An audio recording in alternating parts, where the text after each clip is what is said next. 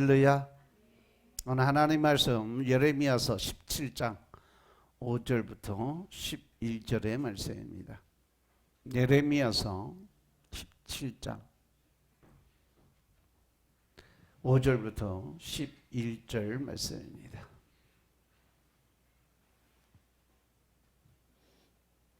나 여호와가 이같이 말하노라. 무릇 사람을 믿으며 혈육으로 그 권력을 삼고 마음이 여호와에게서 떠난 그 사람은 저주를 받을 것이라. 그는 사막의 떨기나무 같아서 좋은 일에 오는 것을 보지 못하고 광야 간조한 곳 건건한 땅 사람이 거하지 않는 땅에 거하리라. 그러나 무릇 여호와를 의지하며 여호와를 의뢰하는 그 사람은 복을 받을 것이라. 그는 물가에 심기운 나무가 그 뿌리를 강변에 뻗치고 더위가 올지라도 두려워 아니하며 그 입이 청청하며 가무는 해에도 걱정이 없고 결실이 그치지 아니함 같으리라. 만물보다 거짓되고 심히 부패한 것은 마음이라. 누가 능히 이를 알리오마는 나 여호와는 심장을 살피며 폐부를 시험하고 각각 그 행위와 그 행실대로 보응하나니. 불의로 치부하는 자는 자고새가 낳지 아니한 알을 품은 같아서 그 중년에 그것이 떠나겠고 필경은 어리석은 자가 되리라. 아멘. 할렐루야. 우리 하나님 참 좋으신 하나님이십니다. 아멘. 이 시간도 하나님의 은혜와 평강이 여러분들과 여러분 가정과 직장과 사업장 그리고 여러분들 자녀들까지 하나님의 은혜가 흐르고 넘치도록 채워지길 주의 이름으로 축원합니다. 자, 우리 따라합니다. 난 예수님 안에서 모든 사람들을 이해하고 용서하고 사랑하겠습니다. 우리 옆 사람과 같이 인사합니다. 제가 먼저 낮아지겠습니다. 제가 먼저 섬겨드리겠습니다. 제가 먼저 사랑하겠습니다. 할렐루야. 이 시간도 하나님께 영광 올려드리는 귀한 시간 되시길 주의 이름으로 축원합니다.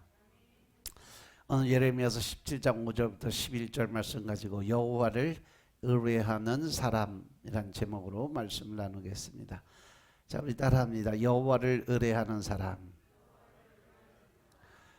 여호와를 의뢰하는 사람. 우리 마음속에 과연 행복은 어디서 올까? 우리가 살아가면서 가장 행복할 때가 언제일까? 여러분 생각할 때 재물이 많아서 내가 누릴 거 누리고 쓸 거 쓰고 이렇게 돈이 많은 부자가 행복할까? 가진 건 없어도 그냥 마음이 편안하게 사는 사람이 더 편안하고 행복할까? 둘 중에 하나 택하라면 어떤 거 고르겠어요? 1번, 2번?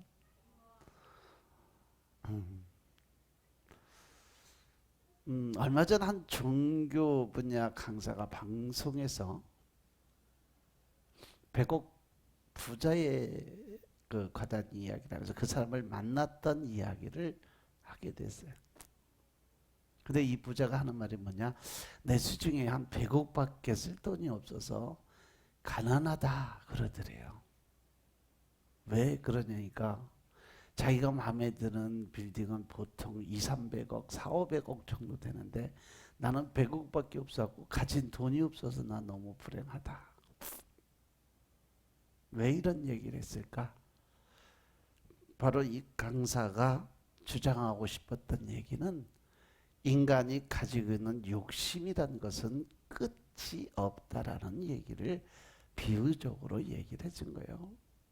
보통 사람들은 100억 하고서 생전 만져보지도 못한 돈 가지고 자기는 가난하다고 이야기하는 것은 인간이 가지고 있는 가장 이 끝이 없는 욕심에서부터 비롯되어 있기 때문이다. 그 사람들은 아무리 많이 가져도 1000억 뭐 저를 가지고 있다 그래도 만족하지 못할 수 있는 사람이라는 거죠.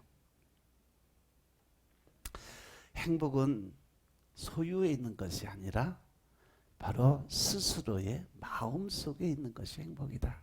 부자는 가지고 있는 물질의 풍요로움이 아니라 그 마음 속에서 일어나는 풍요로움이 가장 큰 부자를 만들어낸다는 거죠. 그 이야기를 듣고 많은 사람들이 그 밑에 댓글 달아놨는데 살펴보니까 내일에 먹을 것을 걱정해보지 않는 사람이 이런 말 한다고, 분개하는 사람, 돈이 없는 고통을 내가 아느냐, 어차피 불행할 거면 재산이 많은 것이 더 낫다.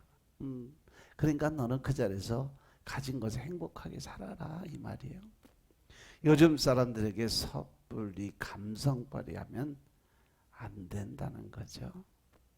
감성으로 위로받기엔 다들 현실이 너무 힘들게 살아가고 있으니까. 오늘 말씀에도 보니까 물가에 심겨진 나무의 아름다움으로 단지 우리 마음을 위로해 주시려는 하나님의 뜻이 아닙니다. 우리가 사는 이 삶이 사막 같은 황폐한 그 세상에도 우리가 풍요롭게 살아갈 수 있는 실제적인 믿음의 방식을 하나님이 지금 이 말씀을 통해서 제시해 주는 거죠. 가지고 있는 그 모든 것이 다 여러분들이 전부가 아니라는 거죠.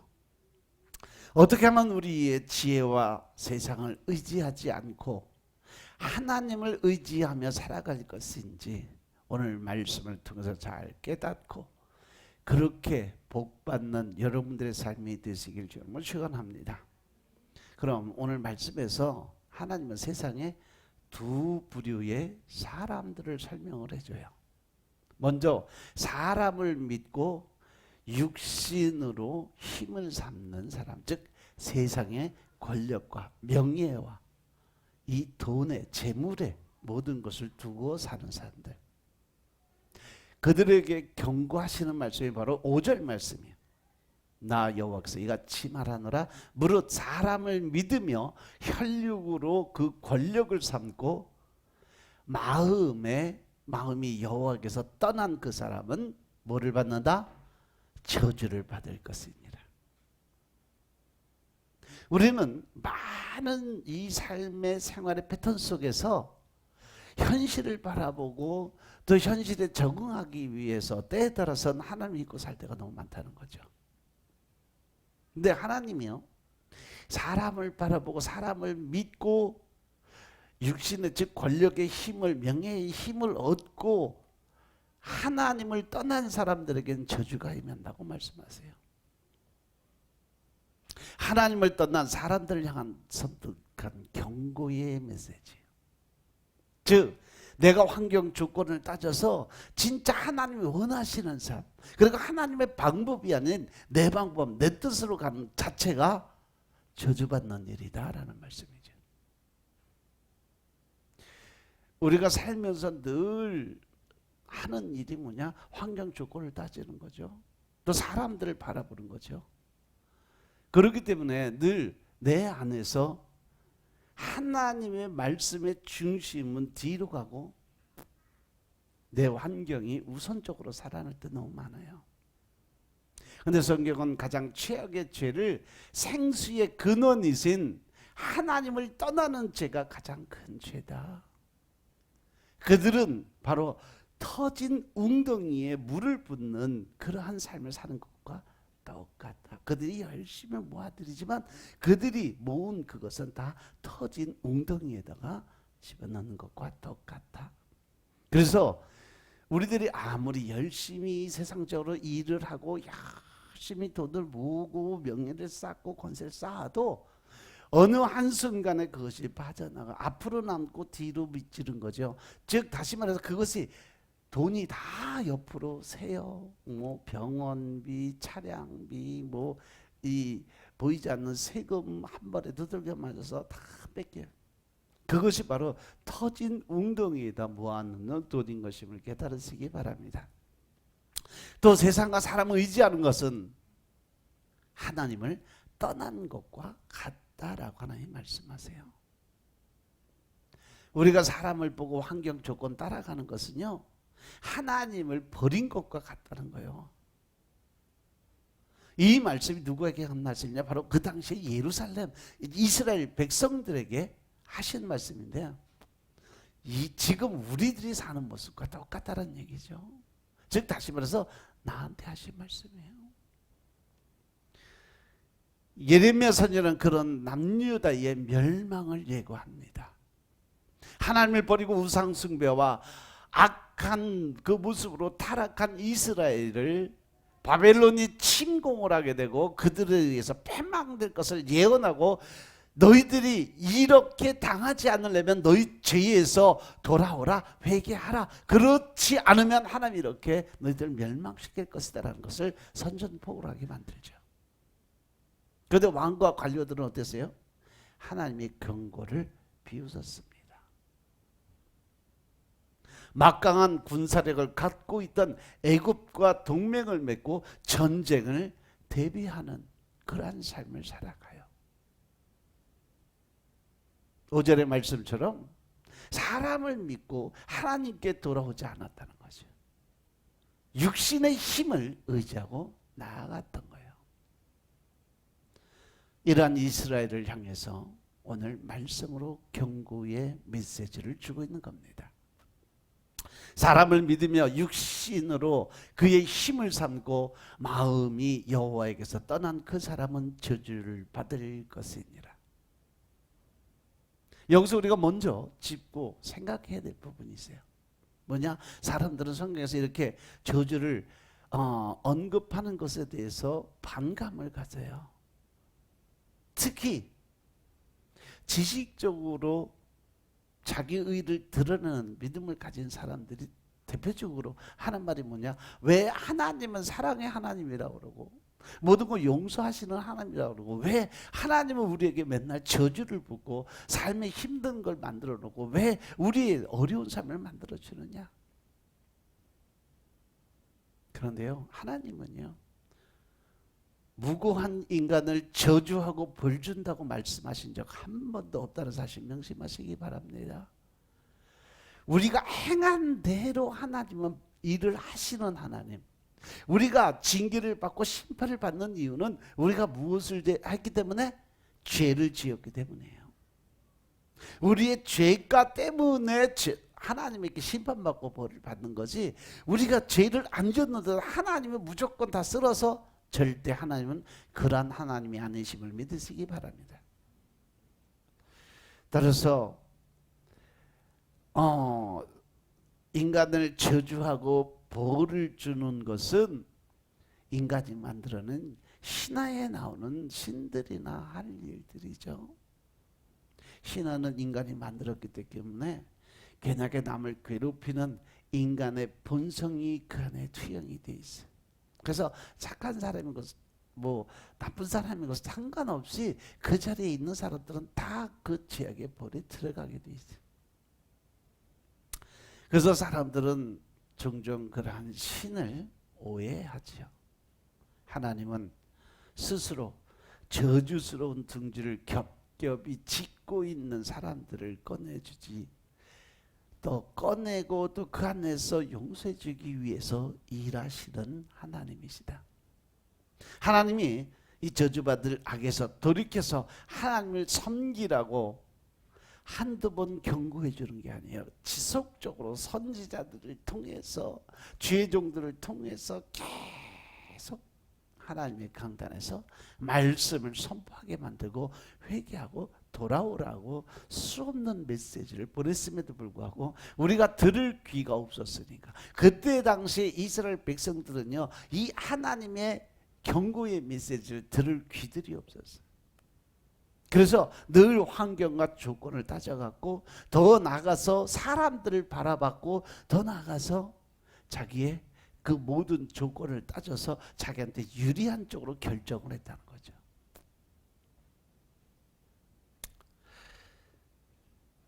예레미야를 통해서 거의 한 40번이나 반복하다시피 하나님은 경고의 메시지를 계속 주세요.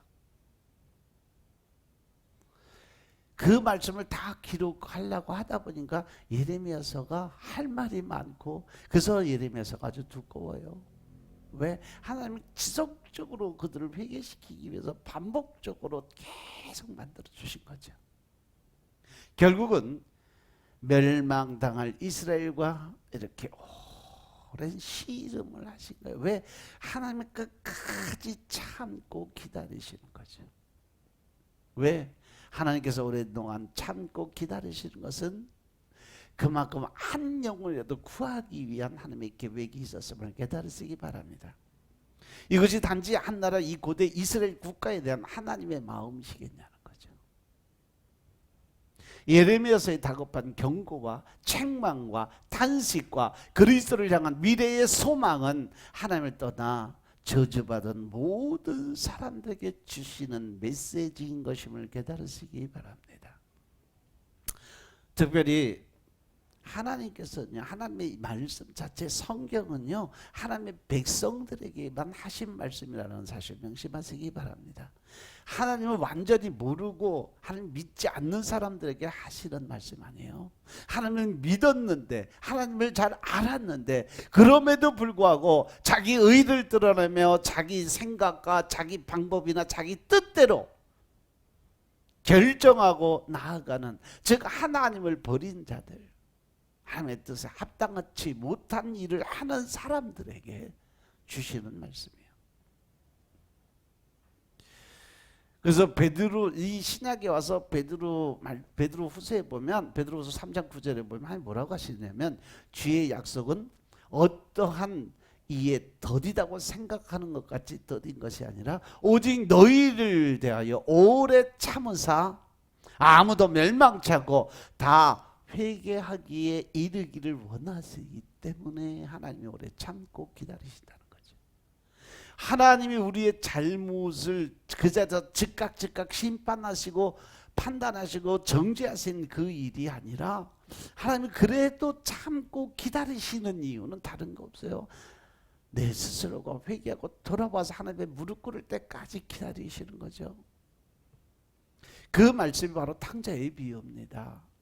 탕자가 세상에 나가서 아버지가 준 돈 다 탕진하고 소진하고 거지 새끼 돼서 돌아올 줄 몰라서 하나님이 보내주신 거 아닙니다. 알았지만 나가서 네가 직접 경험하고 네가 스스로 느끼고 깨달아서 회개하고 돌아올 때 내가 너를 맞아주리라 생각하시고 내버린 거죠. 모든 일들은 하나님의 계획 안에서, 하나님의 뜻 안에서 이루어지고 있음을 믿으시기 바랍니다. 우리에게 일어나는 그 모든 일들이 좋은 일이든 나쁜 일이든 다 하나님의 계획 안에서 나를 훈련시키고 더 나은 그 자리에 올려놓기 위해서 연단을 주시고 더 큰 하나님의 축복을 주기 위해서 그만한 고통의 시간을 만들어 놓고 기다리시는 하나님이 계심을 믿으시기 바랍니다. 잠시 잠깐 여러분들이 힘들고 어렵다고 해서 있는 자리에서 한탄과 불평과 원망을 갖고 살아간다면 하나님 결코 여러분들에게 일할 수 있는 공간이 없어요. 그럼에도 불구하고 늘 주님께 받은 것 감사드리고 있는 것에 감사를 드리고 더 나아가서 하나님의 일하실 것을 믿고 소망을 가지고 천국을 향해서 나아갈 때 하나님은 복을 더 얹어주는 역사가 일어남을 믿으시기 바랍니다. 따라서 하나님은요, 저주를 내리려고 만반의 준비를 하고 계신 분이 아니세요. 오히려 스스로 저주를 만들어가는 사람들에게 그 저주의 길에서 벗어나 복된 길로 돌아 살아가고 말씀하시는 분이 하나님이심을 믿으시기 바랍니다. 그런데 많은 사람들은 그 복된 부르심에는 신경을 안 써요. 주어진 환경과 조건만 바라보고 현실을 바라보고 자기의 결정에 따라서 하나님이 일해 줄 것을 믿는 거죠. 그런데 하나님은 절대 우리의 종이 아니에요. 하나님은 우리의 모든 주권자이심을 믿으시기 바랍니다. 하나님의 부르심에 응답하지 않고 하나님 없이 나 혼자 결정하고 나 혼자 살아가겠다고 고집 부리는 그 삶 이제 버리시기 바랍니다. 좀 의지할 만한 힘을 가진 사람이 있다면 더할 나위 없는 행운아라고 생각하고 그 사람에게 붙어서 그 사람을 믿고 따라가다 보면 결국 뭐다? 사람을 믿으며 혈육으로 그 권력을 삼고 마음이 여호와께서 떠난 자, 그 자는 저주받는 자리에 들어갔다는 사실 명심하시기 바랍니다. 물론 세상에서는 이러한 사람들의 능력을 믿고 그 사람과 알고 또 그 사람과 동행하는 삶을 살아가는 그 사람이 복받았다고 얘기하는데, 하나님은 그 사람이 바로 저주받은 자다라고 말씀하세요. 성경 심리학자들이 조사하고 낸 결과를 보니까 행복의 약 50%가 유전에 의해서 영향을 받는다. 이 말은 뭐예요? 가정의 교육이 그 사람의 행불행을 주재한다는 거죠. 집에서 어떻게 애들이 가정교육을 받고 살아가느냐, 엄마 아빠가 어떻게 살아가느냐, 엄마 아빠가 어떠한 모습으로 살아가느냐, 그것을 바라보고 애들이 보고 배워서 자기도 크면 그렇게 살아간다는 거죠. 늘 부부간에 싸움만 하는 아이들, 그거 바라보고 자란 아이들은요, 커서 결혼하면 늘 그렇게 싸우는 일만 해요. 또 늘 부부가 다정하고 늘 어떤 일도 의논하고 서로의 의견을 존중해주는 삶을 살아가는 그 가정에서는요, 자녀들도 어떠한 일이 일어나면 서로 의논해서 결정짓는 일들을 해나가요. 좋은 유전자를 받고 좋은 가정에서 태어나면 더 행복의 지수가 높아진다는 결론을 내렸어요. 요즘에 법학 전문 대학 대학원에 들어간 학생들 간에도 빈부의 차가 엄청나게 심각하다고 그래요. 흔히들 로스쿨 들어갔다 그러면 전부 수재잖아, 그죠? 웬만한 머리 가지고는 로스쿨에 못 들어가요. 그런데 돈이 변호사 시험 합격에까지 영향을 미친다고 그래요. 법을 시행하는 변호사의 시험을 치는데도 돈이 좌지우지를 한다. 변호사 시험률 합격률을 50%에 맞춰놓고 보니까 시험이 만만치 않아요. 집이 어려워서 아르바이트를 해가며 공부하는 사람들은 특별 과외를 받으면서 준비하는 사람들에 비해 불리할 수밖에 없어요. 실력 위주가 아니라 프로테이즈로 결정을 하니까. 변호사 시험의 경우 5년 안에 합격하지 못하면 더 이상 변호사 시험에 합격의 권한이 제하여 버려요. 5번 떨어지면 자동 탈락이에요. 더 이상 시험을 응시할 수가 없어요. 그렇게 5번 탈락한 사람을 오탈자라고 부르죠. 그 사람은 법조계에 다시 발을 들일 수가 없어요. 그래서 이 한 오탈자가 이야기하는 소리 들어보니까 열심히 아르바이트하며 열심히 돈을 벌고 시험을 봤는데 결국 나에게 남은 것은 빚만 몇천만 원 남았다라고 이야기를 하는 걸 들었어요. 그러니까 세상이 생각하는 복 받은 사람은 머리가 좋고 재능이 있고 의지할 만한 부모들이 있는 그런 사람들이 복 받은 사람 아니겠냐는 거죠. 그런데 그것만으로 살아가는 사람들이 오늘 말씀의 잣들을 대면 그 사람들은 누구다? 하나님의 저주받은 사람들이다. 세상에서 복 받은 사람들은요, 바로 하나님의 나라에선 저주받을 사람이라는 거예요. 이 소리 들으면 아마 또 돈 많은 사람들 엄청나게 또 화날 거야, 그죠? 왜 성경 하나님의 말씀에는 열심히 사는 사람들에게 이런 과격한 심판을 내리는 걸까? 우리가 미처 알지 못하고 보지 못하는 것에 대해서 하나님께서는 9절에서 뭐라고 말씀하셨냐 하면, 만물보다 거짓되고 힘이 부패한 것이 뭐다? 마음이다. 누가 능히 이를 알겠냐는 거죠. 10길 물속은 알 수 있지만 한 길 사람 속은 알 수 없다는 말처럼 겉으로 봐서는 사람들이 그 속을 들여다볼 수가 없었던 거예요. 사람들의 동기가 선하다면 열심히 살아가는 게 왜 나쁘게 보이겠어요? 사람들은 외교적인 성공이면 다 선으로 여기려는 경향이 있어요. 그런데 세상의 성공의 이면엔 다 거짓과 부패로 얼룩져 있다는 사실이죠.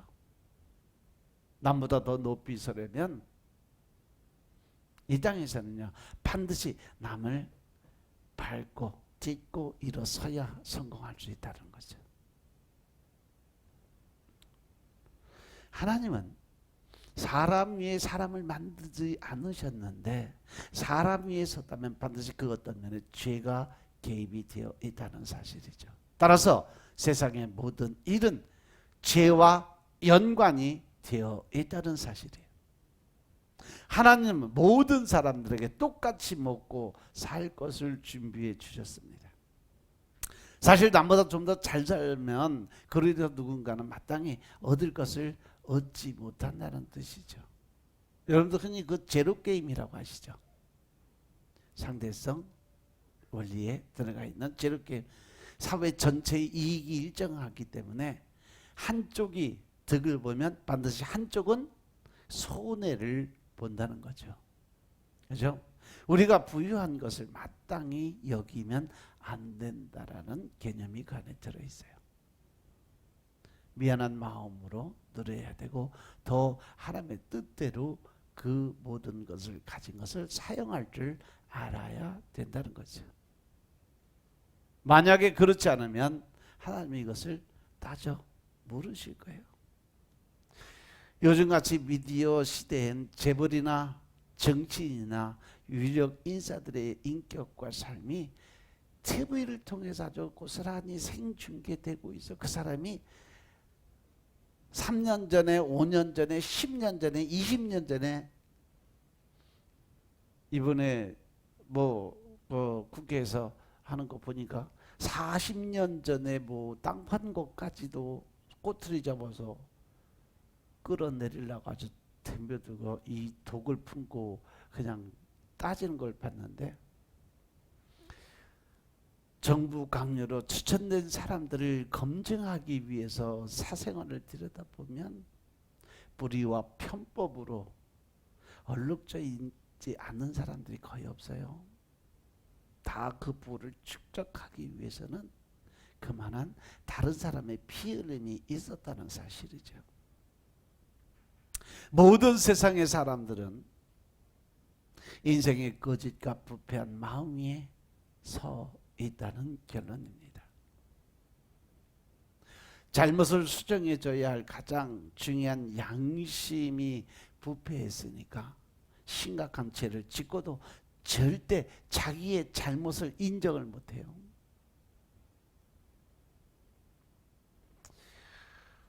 최근 인도네시아에 사업을 하던 한 사장이 현지 직원들의 월급을 떼어먹고 야반 도주한 사건으로 매스컴이 엄청나게 한번 들끓어오른 적이 있었어요. 대한민국 사람으로서 참 부끄러운 조건이었어요. 그 사장이 그 필리핀 사람들한테 떼어먹은 임금이 장장 60억이요. 임금 체불을 한 게. 그리고 도망을 가버린 거예요. 그래서 그 아내 명의로 된 집을 다 처분하니까 한 6억 정도. 그거를 내놓고 60억을 퉁치자고 그런 거예요. 그래서 오히려 자기가 10년을 이 현재 살다 보니까 자기보다 10배 이상 체불하고 따르는 사람도 많이 있는데 왜 나만 표적수사하냐고 오히려 검찰에 들이 따지고 있더라고요. 이렇게 세상에 사람들은 자기가 천인공노할 악을 저지르고도 자기가 옳다고 뻔뻔하게 나오는 걸 보면 양심 자체가 참 썩어 있다는 걸 우리가 볼 수 있어요. 하나님의 말씀을 보면 이 성경 안에는요, 모든 사람들을 정확하게 하나님이 저울에 따라서 심판하신다는 말씀을 주세요. 로마서의 말씀처럼 의인은 없다. 하나도 이 땅에 의인은 없다 그랬으니까 어떤 훌륭한 사람의 업적도 선으로 이루어진 것은 없다라는 거죠. 어쩌면 훌륭할수록 부패하고 악한 마음을 교묘하게 위장한 삶의 모습을 감추고 살아가는 사람일 수도 있다는 얘기죠. 그러니까 의로운 사람을 하나님이 저주할까 봐 걱정해 줄 필요는 없어요. 하나님은 반드시 그가 행한 대로 그걸 갚아주신다고 그랬어요. 선을 행하고 말씀에 순종하고 하나님의 뜻을 세우고 하늘나라 영광을 위해 살아간 사람은요, 하나님이 그들에게 하늘의 복을 쌓아주지만 세상의 육적인 욕심을 가지고 가면 저주가 임하게 된다라고 말씀하신 거죠. 어느 누구도 그 정체를 알 수 없고 드러나지 않는 인간의 내면을 하나님은 보고 계시기 때문이에요. 그 10절의 말씀 보니까 나 여호와는 심장을 살피고 폐부를 시험하고 각각 그 행위와 그 행실대로 보응한다. 즉 다시 말해서 이 말씀이 뭐예요? 심는 대로 내가 거두게 만들어 주시겠다는 거예요. 세상을 향해서 열심을 사람은 열심의 열매가 나오지만 남을 속이고 두려운 존재로 살게 하면 너도 그만큼 속고 두려운 존재로 살아가게 만들어 주겠다. 이 심장을 깨뜨려 보시는 하나님의 불꽃 같은 공의의 눈에 모든 것이 드러나는 것이야말로 그 사람에게는 저주가 된다는 거죠. 이 땅의 공소시효는 지나고 증거가 없어서 세상의 형벌을 면할 수는 있지만 하나님 앞에서는 생을 결산할 때 절대 그러할 일은 없다. 아멘. 한 번도 꺼내놓지 않은 그 폐부에 있는 것까지도 심판하실 하나님이 계시다는 사실 여러분들 절대 잊어서는 안 됩니다. 각 사람에게는요, 천국에 가서 보면 알아요. 생명책이 있어요. 그 생명책이 뭐 그냥 이름만 써 있는 게 아니에요. 그 생명책에 보면요, 내가 지은 죄가를 몇 날, 몇 월, 며칠까지 정확하게 기록을 해놨어요. 어떠한 일을 행했다라는 것까지. 거짓말은 어떠한 거짓말. 그다음에 내가 마음속으로 남에게 악한 마음을 품은 것까지도 하나님은 다 기록해 놓으셨다는 사실 명심하시기 바랍니다. 그래서 여러분들이 아침 저녁으로 감사와 회개의 기도를 드려야 될 이유는 바로 내가 회개한 그 모든 죄는 하나님께서 돌아보지 않고 해적 깊은 곳에 묻어놓고 다시는 기억도 안 하겠다 약속하셨지만 우리가 그 죄를 회개치 않으면요, 생명책에서 그대로 기록이 돼서 나중에 그 죄의 대가를 지불을 해야 된다는 사실이죠. 그래서 우리가 이 땅의 마지막을 볼 때 6절에 보면 그는 사막에 떨기나무 같아서 좋은 일에 오는 것을 보지 못하고 광야 건조한 곳, 건건한 땅, 사람이 거하지 않는 땅에 거하게 될 거라고 그랬어요. 권력자들을 많이 알고 육신의 힘으로 살아가는 사람들의 삶이 번창하고 잘 되는 것처럼 보여요. 여러분들 절대로 하나님의 축복을 받고 하나님 안에서 하나님의 뜻으로 살아가면서 복 받는 것 외에 다른 복을 받아서 잘 먹고 잘 사는 거 절대 부러워하지 마세요. 왜? 그것이 바로 마지막 때 하나님의 심판의 대상이 된다는 거죠. 그런데 하나님의 눈으로 보실 때 그저 사막의 떨기나무와 같은 삶을 살아가는 거다. 그렇게 척박한 땅에서 우리도 이러한 세상을 보러 하지 말고 하나님이 볼 수 있는 눈으로 세상을 바라볼 수 있는 믿음의 군사들 되시길 주님을 축원합니다. 부패한 마음을 따라서 욕심을 채우고 교만하게 살아가는 죄인들의 집은 화려할지 몰라.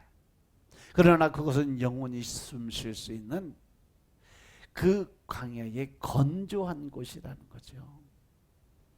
소금기가 있어 생명이 자랄 수 없는 건건한 땅이라는 거죠. 사람이 행복할 수 없는 땅이라는 거예요. 겉으로는 모든 게 풍성하고 얼굴엔 기름기가 흐르고 좋은 옷을 입고 좋은 장신구를 차고 다닐지 모르지만 그 속에는 늘 불안과 답답과 초조의 마음을 갖고 살아간다는 거죠. 많은 재벌가의 자식들이 왜 그 환각제에 손을 떼고 문제를 일으킬까? 뭐 수면 마취제 프로폴에 투약했다는 의혹을 받은 사람들, 마약을 대마초를 흡연하고 또 자기가 가지고 있는 정신세계를 놓쳐버리고 살아가는 사람들, 그 많은 돈과 권력에도 영원히 피폐한 그 모습으로 살아가는 것이 오늘 말씀을 태어나는 거 아닐까요? 그들은 늘 불안하고 답답한 마음을 건건한 건조한 그러한 땅에 살아가고 있기 때문에 자기의 그 마음을 채울 수가 없으니까 대신 정신 이상으로 그 모든 걸 탈피하고 싶은 욕심에서 일어나는 거예요. 자기 마음속에 불안하고 답답한 마음들, 초조한 마음들을 없애기 위해서 결국 그들이 찾은 것이 마약이라는 거죠. 돈이 많든 적든 사회적 지위가 어떻든 상관없이 하나님을 떠난 사람들은 그렇게 살아가고 있다는 거죠. 물론 그들이 저주받을 이 땅에 그 살아가는 저주받을 그 모습이 전부가 아니라는 거죠. 하나님은요, 히브리서 9장 27절에 뭐라 그러세요? 모든 사람은 태어나고 죽는 건 다 겪어가는데 결국 나중에 마지막으로 하는 게 뭐예요? 끝에 가서 반드시 뭐를 심판을 받는다. 거기서 바로 천국과 지옥, 영원한 고통이냐 아니면 영원한 행복이냐, 여기서 결정이 마지막에 이루어지겠다라고 하셨어요. 그렇기 때문에 지금 이 땅에 살아가면서 우리가 말씀을 중심으로 하나님의 뜻에 합한 자는 그러한 삶을 살기 위해 노력해야 되는 분명한 이유는요, 이 땅의 삶이 전부가 아니라는 거죠. 영원한 삶을 살아가는, 이 땅에 하루가 천년같이 흘러가는, 그곳은 밤이 없어요. 낮만 있어. 하루의 세계라는 거죠. 천국의 아름다움을 보지 못하는 것이 가장 두려운 저주가 아닐까요? 그러나 현세에서도 한때 무성해 보이는 삶이 어느덧 허망하게 무너져 버리는 겁니다. 그래서 11절에 보니까 불의로 치부하는 자는 자고새가 낳지 아니하는 알을 품는 것 같아서 그 중년에 그것이 떠나겠고 필경은 어리석은 자가 되겠다 그랬어요. 결국 현실을 바라보고 사는 사람들은 말년에 가서 결국은 그가 모든 것을 잃어버리는 일이 생겨날 것이다. 그렇다면 이에 대지호되는 복된 사람은 누구일까? 7절의 말씀을 보니까 무릇 여호와를 의지하며 여호와를 의뢰하는 그 사람은 복을 받을 것이라. 왜 하나님을 의지하고 의뢰하는 사람이 복을 받을지를 생각해야 된다는 거죠. 그냥 내 편이라서 복을 주시겠다는 게 아닙니다. 이 사람은 자신의 무력함을 알기 때문에 살기 위해서 하나님을 의지하고 그분을 믿고 그분의 말씀에 순종하는 삶을 살아간다는 거죠. 나의 부족함을, 나의 나약함을 그분께서 채워주실 것을 믿고 따라간다는 거죠. 아멘. 자기 힘으로 사는 게 곧 거짓과 부패한 본성으로 산다는 걸 알기 때문에, 그 결말이 내게 저주라는 것을 알기 때문에 두려운 마음으로 하나님의 자비를 의지하는 마음, 즉 그 안에 뭐가 나와요? 하나님을 경외하는 마음을 갖고 살아가게 되어 있다라는 겁니다. 만약 우리가 하나님을 믿는다고 하면서 여전히 내 머리와 내 생각대로 살아간다면, 또 하나님을 믿는다고 하면서도 내가 환경과 조건을 따지고 사람을 바라보면서 하나님의 방법에 대한 내 방법을 택했다면 결과는 안 믿는 사람하고 똑같은 삶을 살아가고 있다는 거죠. 그런데 지금 현실을 바라보세요. 내가 그렇게 살아가고 있잖아요. 진짜 말씀에 의지해서 아침 저녁으로 주님과 동행하고 주님과 대화하면서, 하나님 오늘 어떻게 살까요? 오늘은 누구를 만나고 어떠한 말을 하고 오늘 어떠한 일을 해야 될까요? 하나님 성령님하고 대화를 하고 그 하루를 준비하는 삶을 살아봤냐는 거죠. 베네인 목사님이 쓰신 안녕하세요 성령님이라는 책 있어요. 그 책을 보면 이 베네인 목사님이 원래 유태인이에요. 유대인이라서 이슬람을 믿던 사람이죠. 그런데 그 사람이 미국에 왔다가 그때 당시 성령 사역자 그 여자 목사님 누구야? 이름 잊어먹었다. 아무튼 있어. 그분 집회에 들어갔다 거기서 성령의 세례를 받아요. 거기서 바로 예수님을 만나요. 그리고 거기서 바로 고백을 드립니다. 주님, 제가 복음의 전도자 주의 종 되겠습니다. 그러고 나서 은혜를 받고 신앙을 하고 목사가 됐는데, 유대인들은 개종을 하게 되면 그 가족을 다 몰살시켜버려요.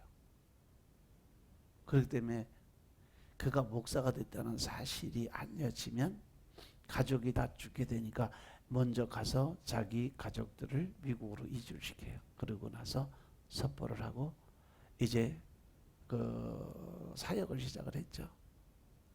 그분 특징을 보면 베네인 목사님 치면 하얀 옷 입고 하얀 구두까지 신고, 그리고 말씀을 증거하는 성령의 역사가 엄청나게 많이 일어나요. 그분도 근데 결국은 어디로 갔냐? 일루미나티로 넘어갔어. 전 메가던 목사님 그분도 넘어가고.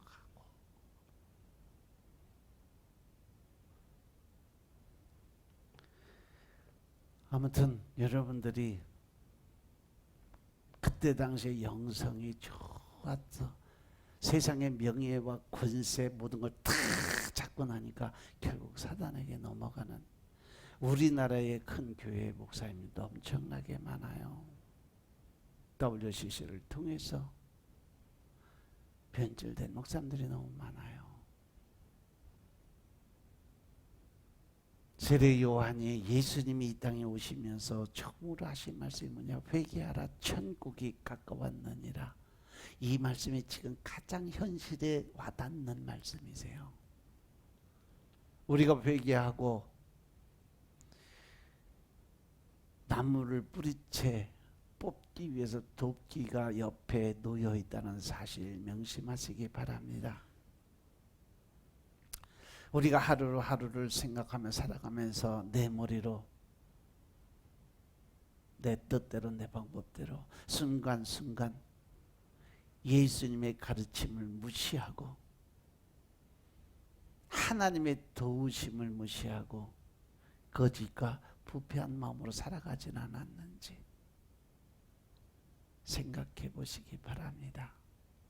바로 자아적 믿음의 삶이 하나님의 복을 받지 못하는 비결이라는 사실이죠. 하나님을 의지한다는 것은 먼저는 우리가 그러한 사람인 걸 인정하고 하나님의 자비를 의지하고 살아갈 준비가 되어 있어야 된다.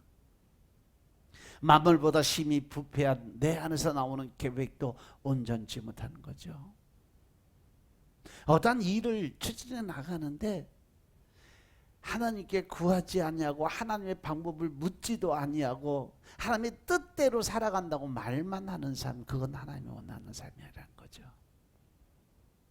모든 것을 하나님께, 성령님께 물어보고, 그리고 하나님이 원하시는 방법대로 그 일을 행할 때 우리는 선한 결과를 얻을 수 있음을 믿으시기 바랍니다.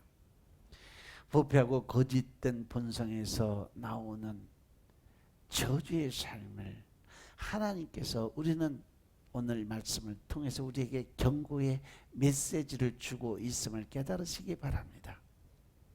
반대로 내게 지혜와 힘과 능력이 없고 지금의 상황에 가장 바닥을 치고 어려운 상황에 있다 할지라도 우리가 더 실망하고 좌지하지 말아야 될 분명한 이유는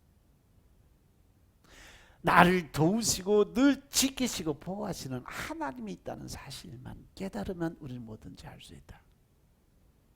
하나님을 의지하는 한 우리는 복을 받을 사람이라는 거죠. 왜냐하면 모든 복의 근원이 하나님이시기 때문에 그렇습니다.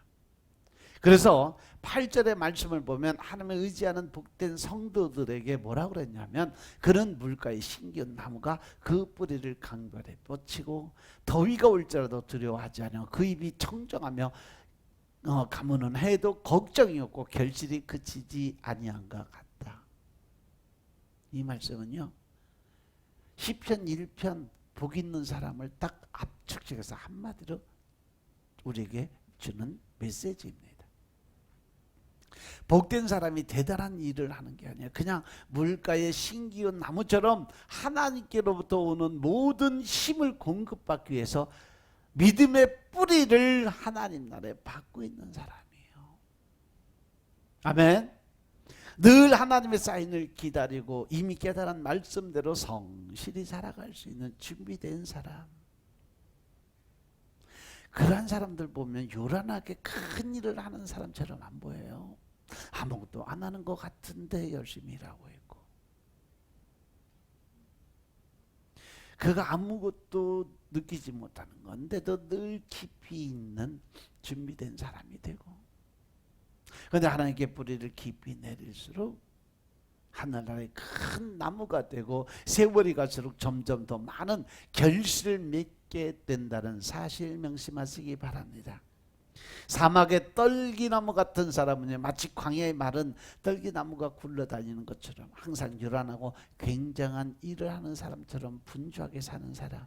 하지만 그런 사람은 정작 풍성하고 좋은 열매를 맺을 수가 없다는 거죠. 물가에 심겨진 나무의 특징이 뭔지 아세요? 물을 향해 뿌리를 깊이 내리고 있다는 거죠. 평지 나무들보다 강둑의 나무들이 훨씬 더 뿌리를 더 깊이 내려놔요. 성경에서 뿌리는 곧 무엇을 의미한다? 믿음입니다. 여러분 천국에 가면 여러분들 나무들이 다 있어요.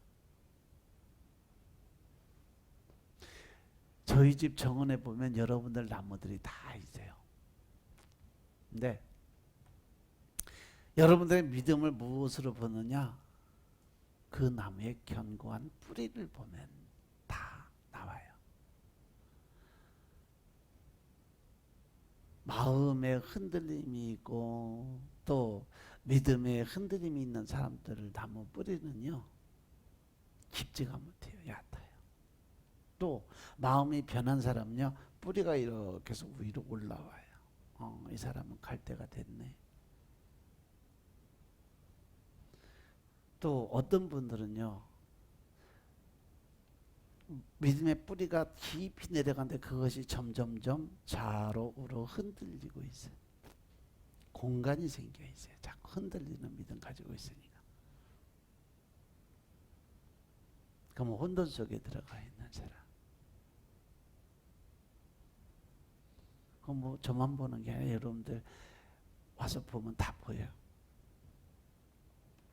그렇기 때문에 강둑의 나무들은 더위에도 잎이 시들지 않고 가뭄에도 늘 강건한 모습으로 서 있어요. 그뿐 아니라 태풍이 덮칠 때 평지의 나무들이 다 뿌리채 뽑혀도요, 이 물가에 신기한 나무들은 뿌리채 뽑히는 일이 없어. 왜? 뿌리가 깊이 내려서 절대 뽑히질 않아요. 하나님이 우리를 가장 좋은 곳에 심으셨다면 우리가 할 일은 깊이 믿음의 뿌리를 내리는 거죠. 예수님은 누구든지 목마르거든 내게 와서 마시라고 말씀하셨어요. 그죠? 생수의 근원이신 예수님에게 단단히 접속해서 살아갈 때 성도들의 삶은 걱정할 것 없이 풍성한 은혜가 공급된다는 사실 명심하시기 바랍니다. 아멘. 물가에 심겨진 나무는 더위에도 가뭄에도 두려워하지 않고 걱정이 없다고 그래요.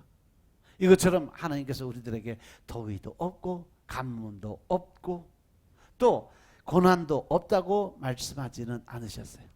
물가에 심겨진 나무도 평지의 나무들처럼 똑같이 더위를 겪고 때로는 가뭄을 겪어요. 그러나 그 뿌리로 끊임없이 물을 빨아 올리기 때문에 그 잎사귀는 마르지 않고 청정하고 결국은 열매를 맺게 만들어 주신다. 우리가 지나온 시절을 돌아보면 더위와 가뭄에 고통당하던 때가 많이 있고 지금도 그 상황에서 살아가는 사람들도 있습니다. 그런데 살아온 시간들을 통째로 보면 우리가 그 가뭄에도 이 고난과 고통에서 말라 죽지 않고 지금도 열심으로 살아가고 있다는 사실, 이것은 바로 우리가 하나님께로부터 끊임없이 힘과 지혜와 도우심이 공급되었기 때문에 이 고난을 이기고 이렇게 푸르고 생기 있고 열매를 맺으며 살 수 있는 삶을 영위할 수 있었다는 거죠. 토막토막 내서 볼 때는 힘들고 어려운 삶이지만 인생의 전체를 보면 아직까지 내가 살아 움직이고 아직까지도 내가 어떤 일을 할 수 있다는 것은 그 안에 뭐가 있었기 때문에 하나님의 은혜가 있었기 때문에 하나님의 도우심이 있었기 때문에. 아멘. 때로는 이러한 지리한 현실을 받고 좀 더 새로운 삶으로 탈출하고 싶기도 합니다. 나를 지으신 지금의 현실, 거기서 믿음의 뿌리를 깊게 내리면 풍성하고 행복한 결실이 그치지 않는다는 약속을 믿으시기 바랍니다. 사막의 떨기나무가 사람이 없는 땅에 고독하게 사는 것과 달리 결실이 풍성한 나무엔 생명들이 모여들고 있습니다.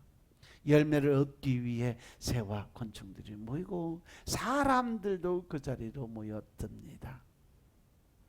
하나님께 복을 받은 사람들의 그 모습이에요. 그래서 하나님께 복을 받은 사람들의 주변엔 결실을 나누는 사람들이 즐겁게 모여들고 있다는 거죠.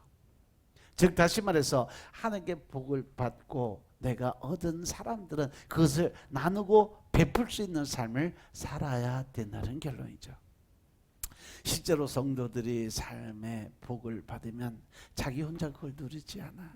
가족과 나누고 도움이 필요한 다른 사람들, 그리고 물질로 인해서 더 많은 좋은 일들이 생길 수 있도록 나누고 베푸는 삶을 살아야 된다.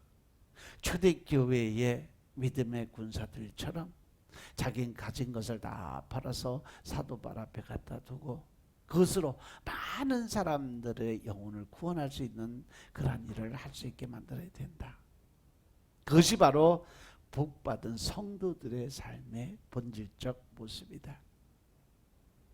이제 말씀 정리합니다. 복과 저주의 길은 너무도 분명하다. 하나님을 의지하고 그 뜻을 따라 살아간다면 우리는 시냇가에 심어진 나무처럼 복이 있는 사람이 될 수 있다는 사실이죠. 아멘. 이것은 내 영혼이 잘 되는 것만이 아니다.